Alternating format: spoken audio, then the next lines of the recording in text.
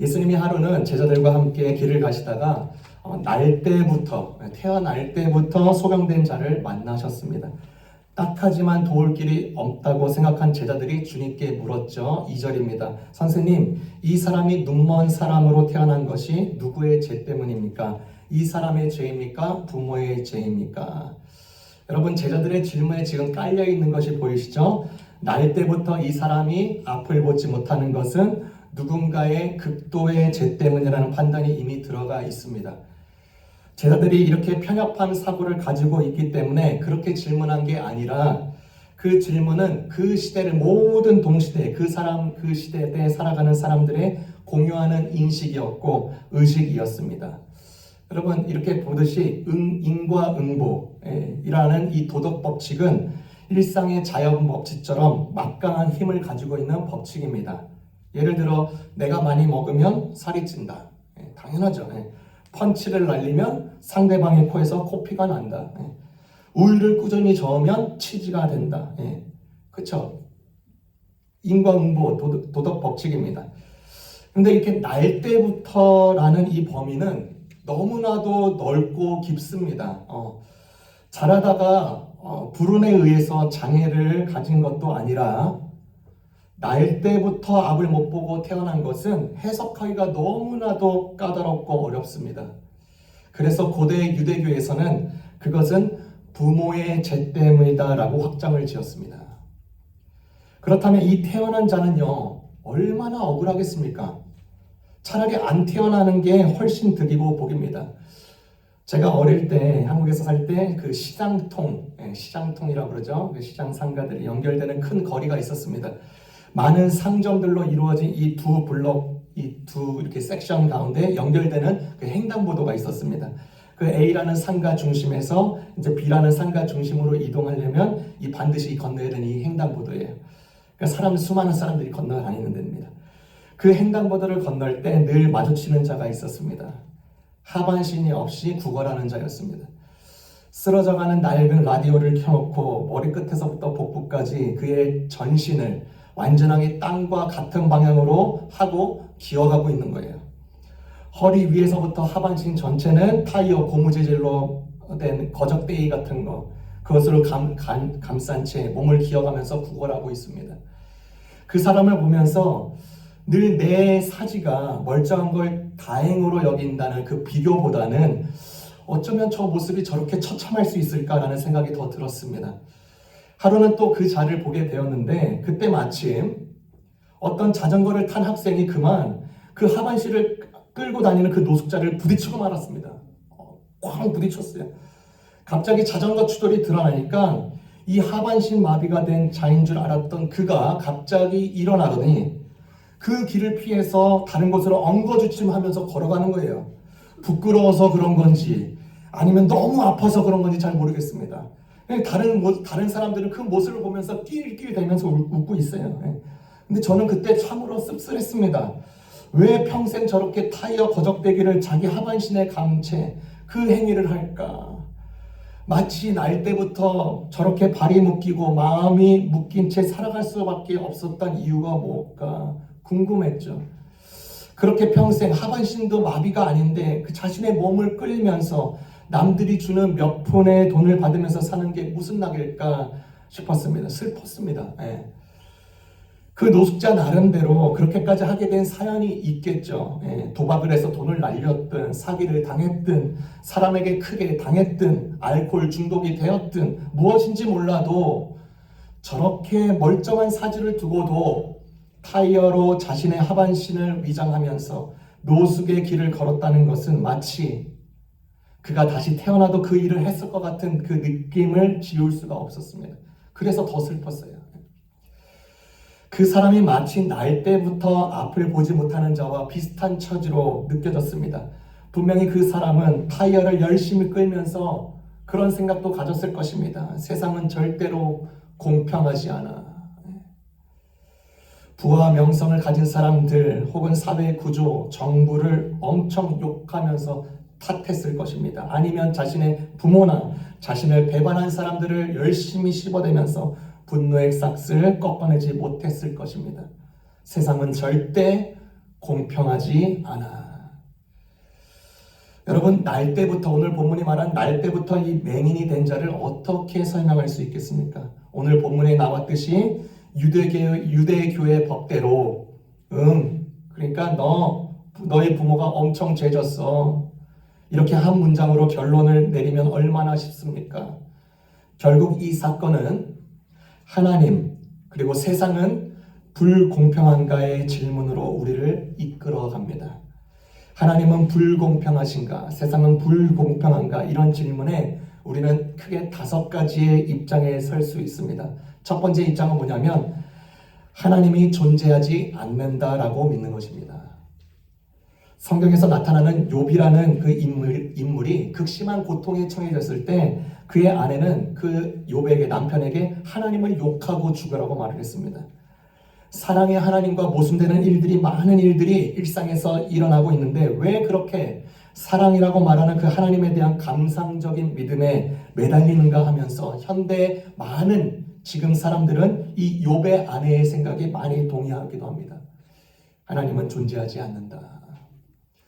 여러분, 역사상 가장 암울하고 아주 거대한 불공평을 경험한 유대인 대학살이 있을 때 많은 사람들은 그 전에 하나님에 대한 굳건한 믿음이 있었는데 그 일을 직접 겪거나 피간접적으로 겪고 나서 하나님이 존재하지 않는 게 분명하다고 결론을 내렸습니다.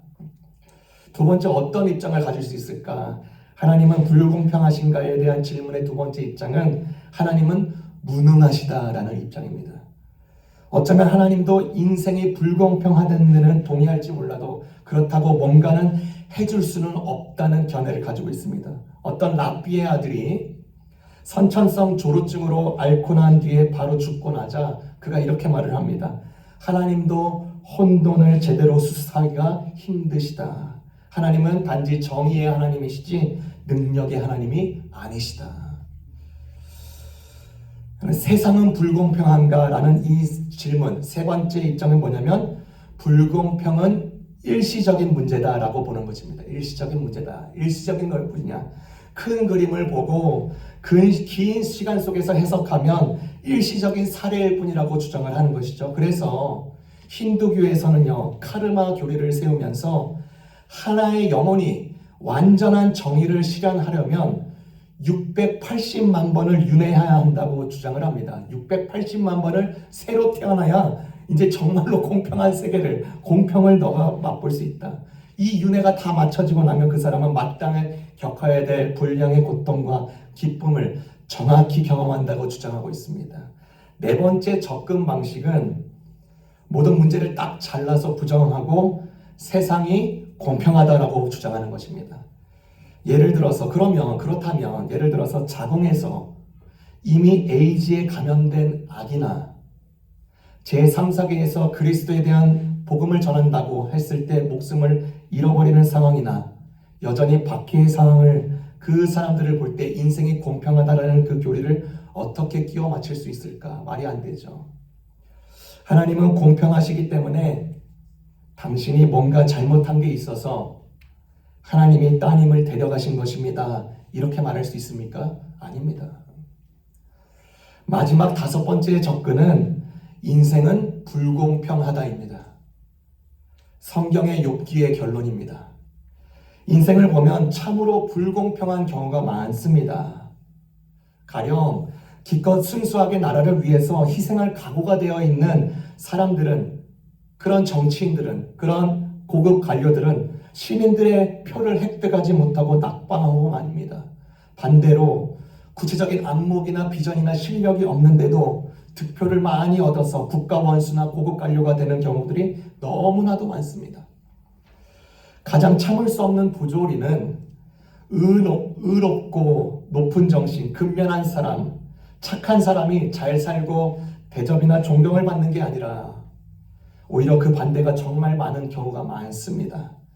만약에 이 세상이 일한 만큼 잘 살고 의로울수록 존경받는 공평한 사회라면 하나님에게 호소하여서 의를 구하는 사람도 아무도 없을 것입니다. 왜냐하면 바로 여기가 천국이니까 그러겠죠. 여러분, 인생이 공평하지 않음을 많이 보게 됩니다.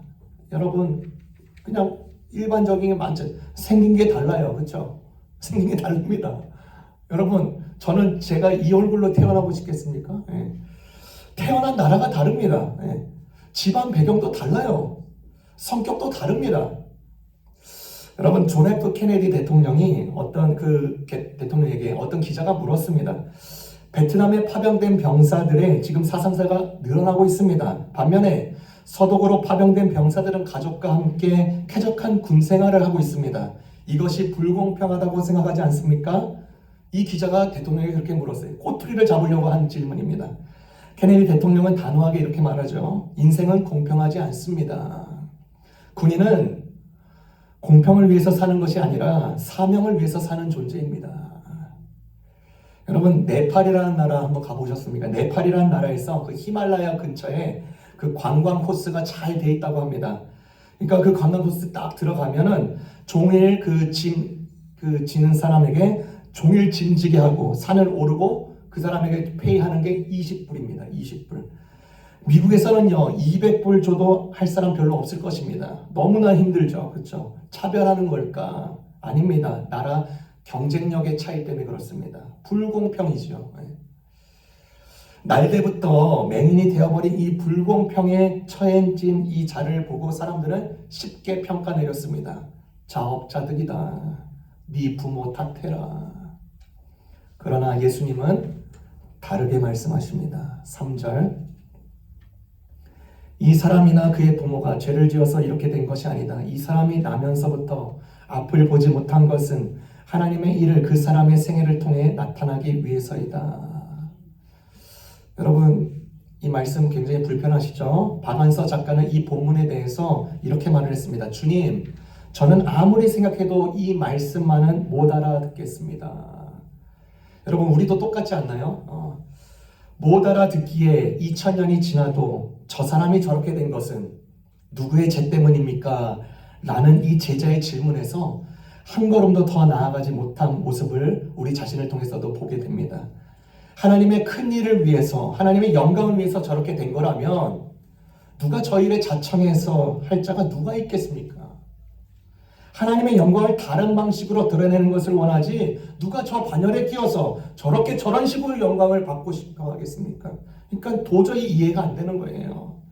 그래서 여전히 우리는 날 때부터 불공평에 휩싸인 자들을 볼 때 죄와 연관지어서 혹은 업보에 연관지어서 생각하기가 너무나도 쉬운 거예요. 편안한 도구고 편안한 해석이기 때문에 그렇습니다. 여러분, 막대기를요, 물에 딱 담가요. 호숫가에 딱 집어넣으면요, 그 막대기 들어간 부분이 휘어서 보입니다. 그 휜 것을 잡으려고 하면요, 그 막대기를 절대로 잡을 수가 없습니다. 예수님의 해석의 말대기가 세상의 물가에서, 인간의 물가에서 제대로 보일 리가 없습니다. 잡으려고 해도 잡히지가 않아요. 휘게 보입니다. 잡히지 않아요. 철학자 비트케슈타인이 말했듯이 우리는 말할 수 없는 것은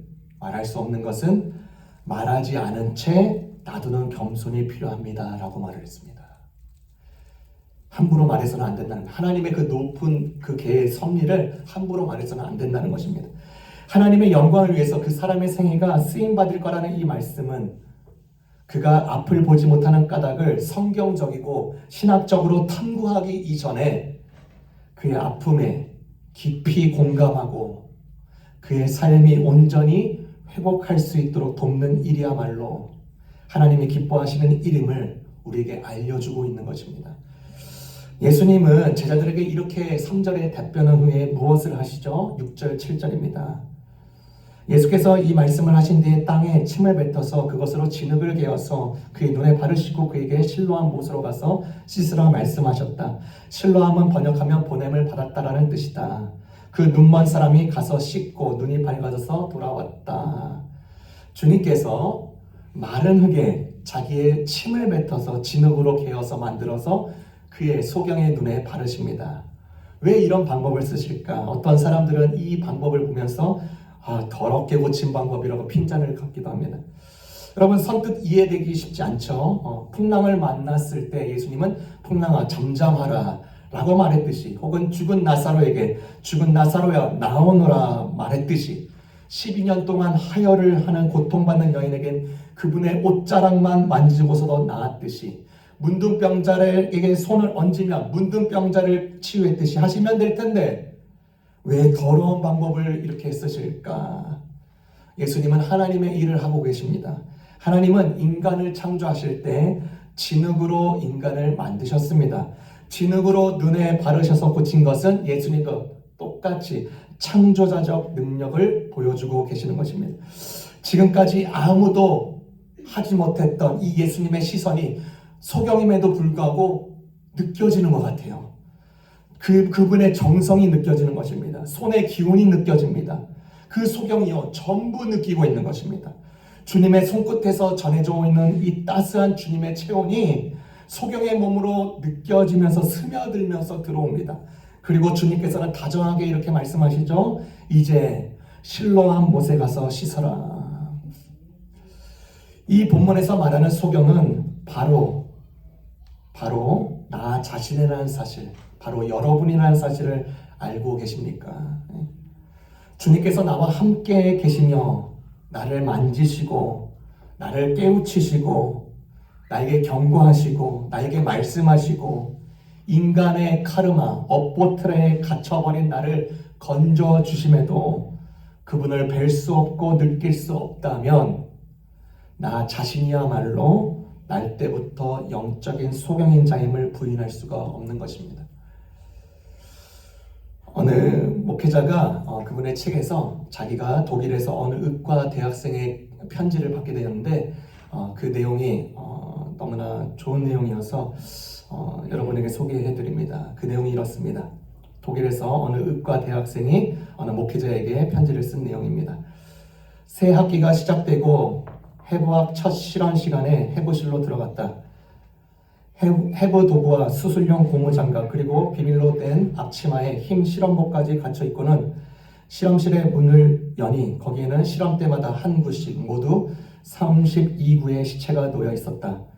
시체의 피부를 벗기는 것이 첫 해부학 실험 시간의 과제였는데 그 작업을 하면서 그것이 단지 시체일 뿐 사람이라는 생각이 전혀 들지 않았다. 아주 정교하게 만들어진 모형 배를 가르고 있는 듯한 느낌이었다. 그런 착각과 함께 나의 내리를 스치며 지나가는 생각들이 있었다. 그래, 이 사람들도 살아있었을 때는 모두 자기 자신이 세상에서 가장 잘났다고 생각하면서 살았겠지. 돈도 있었고 명예도 있었고 사랑도 있었고 또 죄를 짓고자 하는 사악한 마음도 있었겠지. 그런데 이제 그들은 자신의 머리털조차 다 깎인 채 실험대 위에 누워있다. 부끄러움도 없이 발가 벗기운 채 말이다. 이제는 그 옷이 벗겨지는 것이 아니라 피부가 벗겨지고 근육이 잘려지고 내장이 도려내지고 뼈가 추려지고 있다. 그것도 이제 공부를 막 시작하는 신출내기 의사 지망생의 칼에 의해서 말이다. 이 아주머니의 얼굴 위에 평생통으로 발라졌던 화장품은 도대체 얼마치나 될까? 저 아저씨는 저 손으로 얼마나 많은 돈을 만졌으며 그것으로부터 얼마만큼의 만족을 얻었을까? 이런 생각들을 하는 순간에 갖가지 이런 질문이 떠올랐다. 지금의 나 모습과 이 시체들은 도대체 무엇이 다른가? 그것은 참으로 대답하기 어려운 질문이었다. 굳이 차이점을 찾는다면 그들은 죽었고 나는 살아있다는 점이다. 그렇다면 나는 지금 대체 무엇을 위해 살고 있는가? 여러분, 눈을 가져도요 똑같이 보는 것도 아니고 손을 가져도 똑같이 사용하는 것도 아니고 발을 가져도 똑같은 진리를 향해서 가는 발도 아닙니다. 살았으나 죽을 수도 있고 죽은 것 같으나 살 수 있다는 그 약속이 대체 어디 있을까? 우리는 오늘 본문에 말하는 소경과 도대체 무엇이 다릅니까? 그보다 좋은 환경 속에 살고 있는 것, 그보다 좋은 신체 조건을 갖고 있는 것, 새로운 AI 문명을 우리가 맡고 있는 것, 여러분 인생의 어둠 속에 살고 있고 비참한 현실과 존귀를 잃어버리고 불안하고 두렵고 낭망하고 넘어지는 내 인생에서 오직 건실 분은 예수님 뿐이십니다. 맹인이 눈뜬 것을 보고 이 눈뜬 사례를 보면서 우리에게도 희망이 있음을 분명하게 알려주고 있는 것입니다. 예수님께서 그 소경에게 진흙 묻힌 것을 그걸로 끝내지 않습니다. 실로암 못에 가서 씻어라 하셨습니다. 여러분, 이 소경이 자신의 인생에 있어서 단 한 번도 느껴지지 못했던 주님의 따뜻한 행위, 그분의 음성이 그 예수님의 인격과 자신의 인격이 맞부딪히면서 그의 영혼을 흔들어 놓습니다. 만약 소경이 주님께서 실로암 못에 가서 씻으라라는 그 명령을 거절하였다면 평생 눈을 뜨지도 못하는 우를 겪게 되었을지도 모릅니다. 그러나 그 소경은 두말 없이 주님의 명령에 따라 실로암 못으로 갑니다. 왜? 주님의 인격과 그 소경의 인격이 불꽃처럼 튀어서 그의 영혼을 흔들어 놨기 때문입니다. 여러분, 눈이 안 보여요. 지금 어떻게 실로암에 가겠습니까? 변명될 수 있죠. 충분하죠. 저요, 지금까지요, 걷는 것도 제대로 못 걸어서요, 다리 힘 없어요. 안 돼요. 예수님 적당한 걸 시켜야죠. 그렇죠? 근데 이 사람은 분명히 옆에 동료 혹은 부모에게 나 실로암 못에 가야 돼. 예수님이 약속해 주셔서 나 실로암 못에 가야 돼. 나 좀 도와줘 하면서 도움을 요청했을 것입니다. 그는 의문이나 자신의 처지에 대해서 의의를 제기하지 않고, 그렇죠? 전폭적으로 순종했습니다. 그 순종은 쓸데없고 평생 패배자처럼 살아온 그에게 무한한 사랑과 신뢰를 베풀어 주시는 주님을 향한 자기 사랑과 신뢰의 응답이었습니다. 실로암으로 가라는 이 명령은 보냄받은 곳까지 가라는 뜻, 그렇죠? 실로암이라는 뜻이 보냄받았다. 그곳까지 가라는 주님의 단순한 명령이었습니다. 우리는 육체의 눈을 뜨는 것에 만족하는 것이 아니라 그건 뭐요? 보냄받은 데까지 가라. 그렇죠? 충성과 순종의 자리까지 가야 되는 것입니다. 거기에 기적이 있는 것이에요. 이 소경은 알았어요. 그가 소경이었을 때 그가 먼저 주님을 본 게 아닙니다. 소경인데 어떻게 주님을 보겠어요? 먼저 보겠어요. 주님께서 먼저 그 소경을 봐주셨습니다. 그의 영혼을 봐주셨어요. 소경이 먼저 눈을 뜨게 해달라고 부탁한 게 아닙니다. 소경은 예수님이 예수님인 줄도 몰랐습니다. 주님께서는 단지 그를 불쌍히 여겨주셔서 그의 눈을 뜨게 해주셨습니다. 주님의 사랑으로 그의 눈을 뜨게 해주셨어요.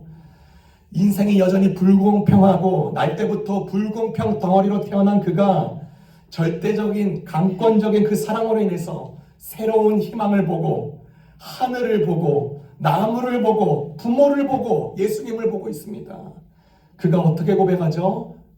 쭉 뒤로 가세요. 25절. 나는 그분이 죄인인지 아닌지 모릅니다. 다만 한 가지 내가 아는 것은 내가 눈이 멀었다가 지금은 보게 되었다는 것입니다.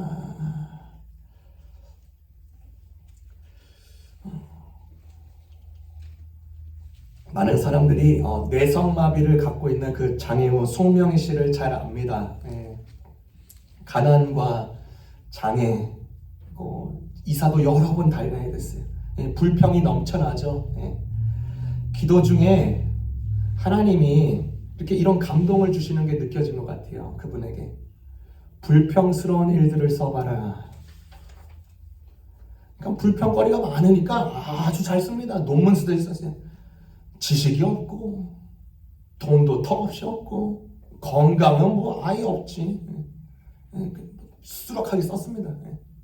글을 다 마칠 때쯤에 공평하신 하나님을 써보라 라는 또 감동이 왔습니다.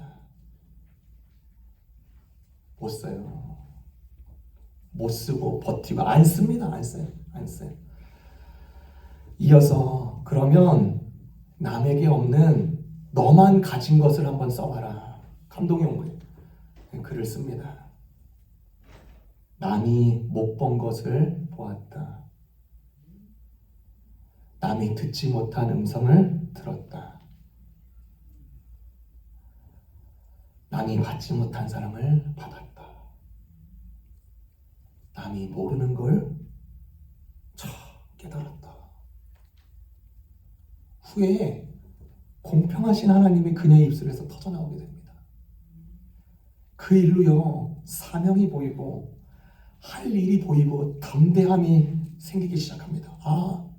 나는 불공평 덩어리인 줄 알았는데 공평하신 하나님이 여전히 나를 서스테인하고 있구나.